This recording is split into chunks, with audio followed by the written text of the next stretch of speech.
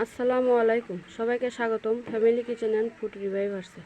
আজকে আমি ভর্তা বানাবো, এর জন্য চাম ঘাস নিয়েছি। চাম ঘাসের ভর্তা, সবাই এই শাকটা চেনেন কম বেশি। টাটকা টাটকা শাক কিনে নিয়ে আসা হয়েছে।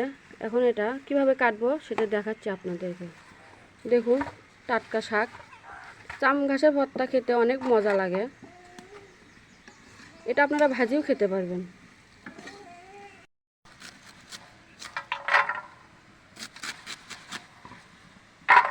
দেখুন, এভাবে কেটে নিতে হবে।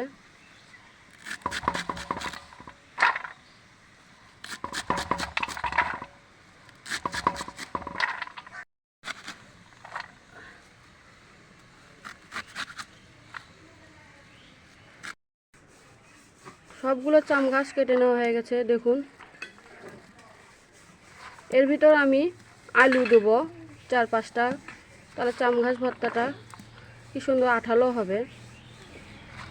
আপনারা চাইলে নাও দিতে পারেন, এভাবেই ভর্তা করতে পারেন।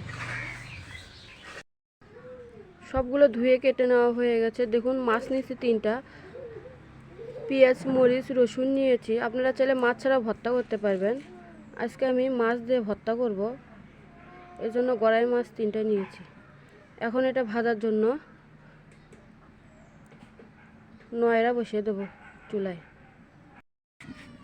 নয়রা তুলে দিয়েছি। এর ভিতরে একটু সামান্য তেল দিয়ে দেবো, যেন ভাজিটা নিচে লেগে না যায়, এই জন্য তেল দিয়ে দিলাম অল্প একটু। এখন এর ভিতর সবগুলো একে একে দিয়ে দেবো। মাছ, পেঁয়াজ মরিচ রসুন, চাম ঘাস, আলু।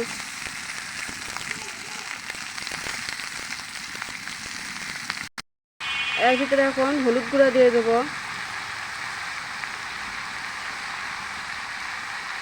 আর দিয়ে দেবো লবণ। দিয়ে ঢাকনাটা ঢেকে সেদ্ধ করে নেব 2-3 মিনিটের জন্য। ঢাকনাটা খুলে এখন নাড়া দিয়ে নেব।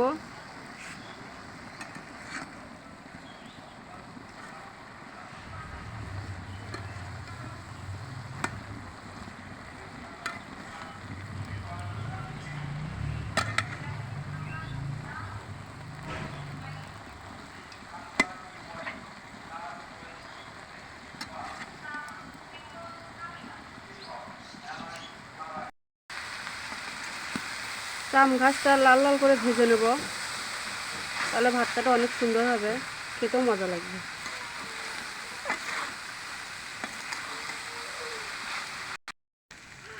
দেখুন, লাল লাল করে ভেজে নেওয়া হয়ে গেছে।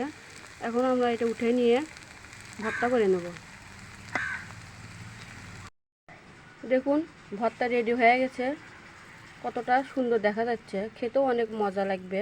1 প্লেট ভাত নিমিশেই শেষ হয়ে যাবে। আপনারা চাইলে এর ভিতর লেবু দিয়ে খেতে পারেন। ভর্তার রেসিপিটা যদি ভালো লেগে থাকে তাহলে আমাদের চ্যানেলটিকে সাবস্ক্রাইব করবেন আর আমাদের পাশে থাকবেন, লাইক শেয়ার কমেন্ট করবেন।